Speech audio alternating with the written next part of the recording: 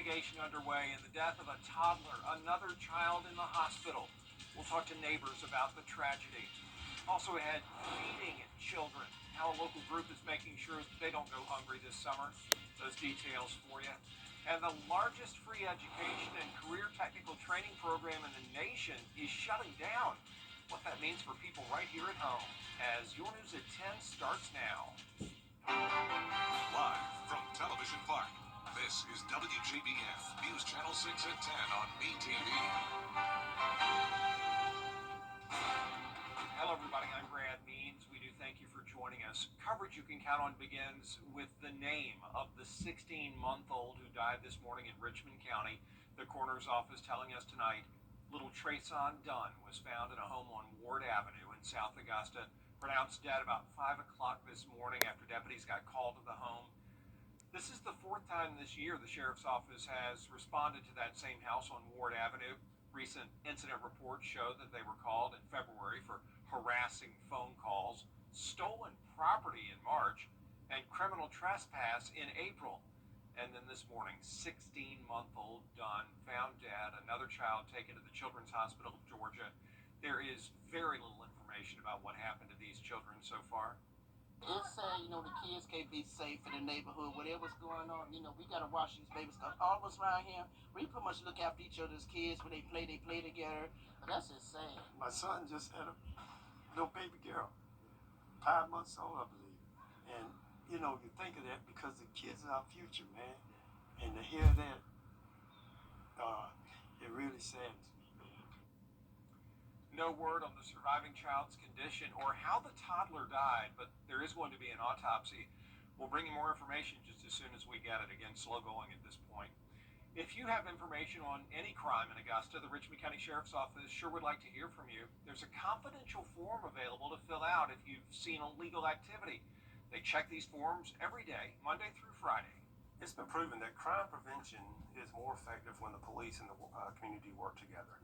So by having these forms on our website or by reaching out to us through social media, that allows people, if they choose to remain anonymous, they can actually go online and complete these forms, which are very user-friendly. If crime or suspicious activity is happening right in front of you, go ahead and call 911, of course. You can fill out the form later. It is time now for a first check of our weather. Our chief meteorologist, Jenna Petracci, standing by on a pretty nice night. Yeah, dry, quiet. It's very comfortable outside. Very room temperature-like conditions for now. Our Terry Lambert Hyundai Skyview cam is showing the dry conditions here in Swainsboro. The winds have settled down, and today's almanac shows that we didn't pick up a single drop of rain. We've had a nice dry period. It lasted around 3-4 days, but we're going back to that wet weather, just like we had to wrap up the month of May starting tomorrow. But we had near average temperatures today, a low of 62, a high of 89, lines up with our average perfectly. And around the CSRA, we're still in those mid-70s, 75 in McCormick, 73 in Allendale, 77 in Swainsboro. You can see same temperatures pretty much all across the board, very consistent tonight. We are in an area of high pressure still keeping us dry, but some clouds are moving in, and then notice all of the showers and storms down in Florida. We also have this cold front bringing showers and storms across the Midwest down to Texas. So all of this unsettled weather will start to move into our area starting tomorrow, but right now it's really quiet. Winds are coming in only up to around 8 miles per hour out of the southeast. We'll have calm winds tomorrow with temperatures in the upper 60s. And looking ahead, we do have that 80% chance of rain and storms tomorrow. So I'll time out all the details on your future cast coming up. And back to you, Brad. All right, Jenna, thanks. A lot of local children this summer wondering where they're going to get food. They face hunger when there are no school meals to eat. Isabella Moody shows us how one local organization is trying to help. 1 in 4 children in Golden Harvest service area are experiencing hunger, and this summer harvest program is helping these families when the kids are not in school. Just imagine the fear of being a parent and trying to figure out how to put food on the table for your children, and that's a reality for 1 in 4 children in our area. This is the second year Golden Harvest has provided the summer harvest program.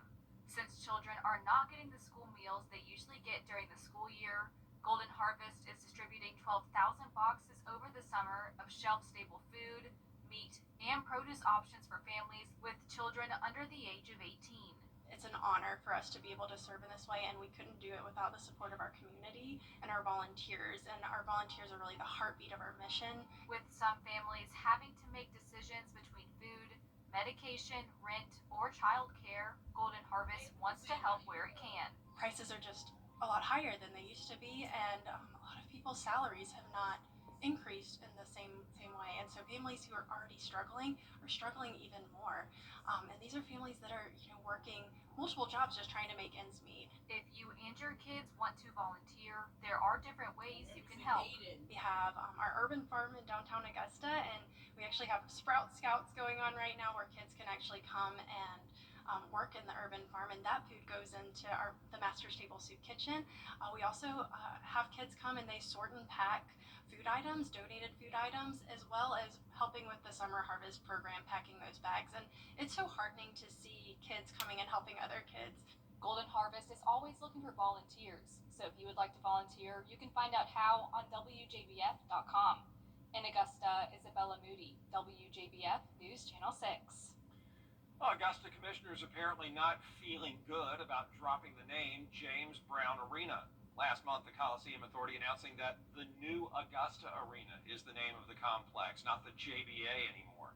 Well, Commissioner Alvin Mason called that outrageous because he says people voted for a new sales tax to pay for construction based on the name James Brown Arena. Over the tangled web you weaved. When at first you tried to deceive the voters of Augusta Richmond County in order to receive $250 million using James Brown's name, I do believe. Commissioners voting to send a letter to the Coliseum Authority expressing support for keeping the name James Brown Arena. The countdown to primary season is underway in South Carolina. Elections are going to take place because students. Coming up, recovery from storm damage continues. The latest efforts at Augusta's Riverwalk after the forecast from Jenna. And the month of June has started out on a dry note, but that will change tomorrow. We are tracking a coastal low, which will bring us showers and storms, especially on our Wednesday afternoon. I'll have a look at your forecast right after this break. Coleman Services. Now, your most accurate forecast with WJBF Live Viper 6. Welcome back. Here's a live look in on our Terry Lambert Hyundai Skyview Cam in Waynesboro. It's nice and dry tonight, quiet overall with just a light southeast wind of 7 miles per hour. And we're sitting in the middle 70s, dew points in the low 60s. Visibility looks good. Now around the CSRA, we're all shy of that 80-degree mark, but we did get all the way into the upper 80s during the peak heating of the afternoon. And we had mostly sunny skies, just with some smoke still around. But you can see here more clouds are moving in from the coast, and it's all part of this area that's currently non-tropical, but a disturbance bringing showers and storms across the Florida Peninsula. This will organize a little bit more and then move out to sea, and we'll talk about that in a moment. But I also want to point out this cold front. This will be moving into our direction as well. So essentially that high pressure is moving out, and these two areas of unsettled weather are moving in. And that one area down in Florida does have the low chance of gaining tropical characteristics. So it's pretty much not going to happen at this point. This is an event tomorrow, so it just has very limited opportunity to develop. But nonetheless, it will be a rainmaker for us, and that's the main takeaway here. So we're back to those rain chances like we had last week.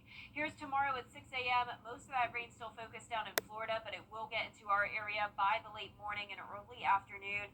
Rain will be pretty widespread tomorrow, but more scattered as we go into our Thursday. So Wednesday will be the rainiest day out of the period here, but you can see Thursday at 8 p.m. we have this area of low pressure, and then we have that warm front to our west still. So eventually that front will move into our area, bringing more rain chances this weekend. But Friday looks pretty dry as that low pressure exits out to sea. Now here's a closer look at home tomorrow at 10 a.m. Most of us dry, some spotty activity moving into our southern line counties, and then that widespread rain with some pockets of heavier showers and some weak storms. But we're not under a threat of severe weather, and we're not expecting very windy conditions either. So looking mostly dry early Thursday morning, just a few sprinkles here and there. And then once we get to the afternoon, a few weak storms here as well, but not looking as widespread as it was on Wednesday. Now let's talk about those winds again. So it will be breezier on Wednesday with the clouds, but I'm really not expecting gusts any higher than around 25 to 30 miles per hour. That'll come Wednesday afternoon into the evening, but then as we go into our Thursday morning, notices winds calm right back down, so there's nothing to worry about when it comes to the winds with this. Rainfall totals also don't look bad. We will have some of that heavier activity here and there, so some places could surpass 2 inches, but a lot of us staying under an inch. But we will have a lot more rain on the way. Mostly dry Friday and Saturday, but those rain chances really ramp up on Sunday. But for tomorrow's forecast, starting out your morning dry, upper 60s, then in the afternoon cloudy, with a lot of us only topping off in the upper 70s. Now our lows tonight will be around 10 degrees above average. Highs tomorrow will be in the upper 70s through lower 80s. And that 10-day forecast is showing us go from 80 degrees tomorrow to 90 on Friday, and that's because of some drier weather with a little bit of sunshine. But then the clouds and rains take back over as we go into Sunday and Monday of next week, and we'll see upper 80s with those rain chances all of next week as well. All right, Jenna, we appreciate it. You know, some parts of the Ed McIntyre Riverwalk are back open. That's good news. They've been cleaning up hurricane damage for the past couple of weeks. Pedestrians and visitors can enjoy the scenic path and surrounding areas. The playground is still closed for safety reasons. It looks way better than it was once before. You know, just coming back out here, enjoying the nature, enjoying the atmosphere is very beautiful. Usually this is our normal routine, coming out here, getting exercise in. It took a toll on me, and I'm glad it's back open. Count on us to let you know when the remaining areas of the Riverwalk reopen. Still ahead, President Trump's tariffs, how the administration is pressuring trade partners to make a deal. Every day, ordinary people in the CSRA do extraordinary things to serve our community. Each month, News Channel 6 recognizes these outstanding volunteers with the Giving Your Best Award. Do you know an everyday hero who goes the extra mile to help others? Nominate them for the Giving Your Best Award by visiting WJBF.com and filling out the entry form. Sponsored by Science Co., Piedmont Augusta, Security Federal Bank, and News Channel 6. Jaguars holding a summer baseball camp this week. Hear from the head coach, plus a camper who keeps coming back to learn the fundamentals in sports.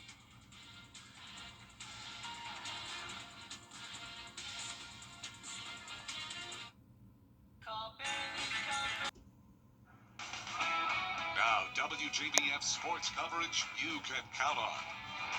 Well, school is out, which means summer is here. This week, the Augusta baseball program hosting a kids baseball camp for kids ages 5 through 14.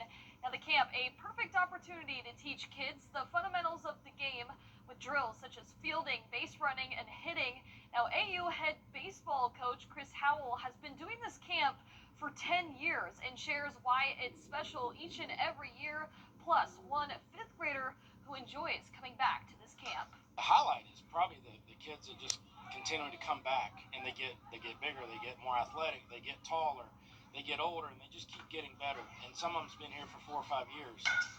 It's just fun to see them develop and become little baseball players, and they love the game, and they're just fun to be around. My dad was a catcher in high school, and I just liked it, and it was fun, and I've had fun doing it ever since I was like 3 or 4 years old. I have a good attitude on the field, and just if you strike out, just it's okay, you get them next time. The camp runs through Thursday at Jaguar Field. Now, the Augusta Green Jackets hold a 2-game lead for first place in the Carolina League South standings, and now they're back at home hosting the Fayetteville Woodpeckers. The Green Jackets trying to pick up their first win of the series against their former divisional rival. In the bottom of the first inning, the Bats get going with Owen Carey, who sneaks a grounder past the shortstop for a base hit. Then it is John Gill for an opposite field single. So now there's 2 runners on for Colby Jones, who hits the ball hard but lines it right to the third baseman, and he gets into a double play. So they can't capitalize there, but in the bottom of the third, the Woodpeckers pitcher struggling with his command, so he walked 3 batters to get the bases loaded for, once again, Colby Jones, but this time he ropes one to center field for an RBI single. The Green Jackets take a 2-0 lead, but the Woodpeckers offense just not going away. They come back to score some runs of their own. They are in extra innings. The Woodpeckers up 6-5 in the 10th. The Green Jackets, though, right back at SRP Park Wednesday at 7:05 p.m. Now, the Atlanta Braves will take part in the MLB Speedway Classic at Bristol Motor Speedway. One of NASCAR's most iconic tracks, they'll face off against the Cincinnati Reds, which will be the first ever MLB game in Tennessee. The Braves announcing that three-time Grammy Award winner Tim McGraw will headline the special pregame concert. The performance in the game takes place August 2nd. Certainly a unique place to play a baseball game. Still ahead, a children's hospital putting smiles on patients' faces with the help of superheroes. The story after the break. I request a colon cancer. And last but not least, a children's hospital in Cleveland getting a surprise visit from superheroes. The Caped Crusaders scaled down the building to brighten their day. Dave Nethers has the story. On a typical Tuesday at Akron Children's Hospital, it is not easy for kids to just be a kid. We do our best to make their environment enjoyable and give them a sense of normalcy, but sometimes that's more difficult than other days. But this is no ordinary Tuesday. What we're doing is we're rappelling down the building in superhero costumes for the kids so they can see us being superheroes. With the assistance of a special drone to do the washing, window washers feel free to drop 6 stories from the roof of Akron Children's Hospital, entertaining kids through the windows on their way down. It gives you a different type of feeling, you know, like you're an actual superhero. It's an awesome experience. I've never seen anything like this. Then interacting with kids on the ground. Spider-Man's unfortunately never been to camp, but that sounds like fun. Today, even the staff are super. Just see their faces light up. I mean, having them come outside and just really getting to enjoy what a normal childhood looks like is just super. It's amazing just seeing the kids' faces light up and everything. It's so awesome to be able to come out here and do this for them. I got you. The characters then going door to door inside, spreading some additional cheer. The event considered one of the best days of the year at the hospital, and for good reason. Seems like it really brightens their day, which obviously makes us feel good too. In Akron, Dave Nethers. Oh, what a great gesture for those sweet children. Yeah, really So nice. sweet. And Brad, you're kind of looking like Spider-Man over there with the red and blue tie. Thank you so much. Yeah, I got the Spider-Man colors. We have a person here at the station. I can't reveal his identity because it's secret, but who also becomes Spider-Man at Children's Hospital of Georgia. That is awesome. So yeah, so Spider-Man's Wow. here as well. Yeah, that's really cool, and I think I do know who it is because you kind of exposed the secret to me before. Right, yeah, he got mad last time when I almost said his name because it's, you know, the identity is secret. Yeah, I mean, Right. he's Spider-Man. Thank you. Yeah, Right. that's all that matters. Well, our forecast is showing the rain chances starting on Wednesday, an 80% chance of showers and storms with a high of only 80.